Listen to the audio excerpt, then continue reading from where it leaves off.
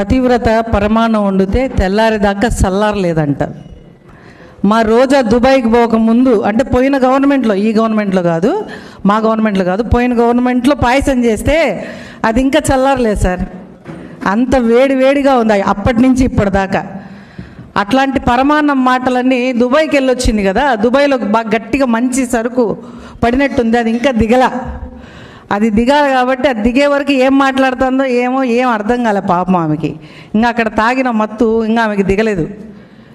బాగా new year celebrations అంతా దుబాయ్లో చేసుకొని వచ్చి వాళ్ళ పని వాళ్ళు చేసుకొని, పవన్ కళ్యాణ్ గారు ఒక అద్భుతంగా ఆయన తీసుకున్న శాఖలకి ఆయన న్యాయం చేస్తున్నారు అని మేం చెప్పట్లేదు, ఇప్పుడున్నటువంటి రాష్ట్ర ప్రజలు చెప్తున్నారు.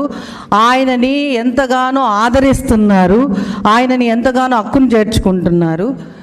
ఎక్కడ సమస్య ఉంటే అక్కడ వాలేవాడు నాయకుడని నేను ఎప్పుడు చెప్తుంటా. అట్లా ఎక్కడ సమస్య ఉంటే అక్కడ సమస్యని ఈయన తీసుకొని దాన్ని క్షుణ్ణంగా పరిశీలించి ఆ దిశగా వెళ్ళి వాళ్ళకి న్యాయం చేసే విధంగా ఇంతవరకు భారతదేశ చరిత్రలో ఈ కని విని ఎరుగని విధంగా ఒక నాయకుడు అంటే ఇలా ఉండాలి, ఒక డిప్యూటీ సీఎం అంటే ఇలా ఉండాలి అనే ఒక మార్క్ సంపాదించుకున్నటువంటి నాయకుడు మా పవన్ కళ్యాణ్ గారు.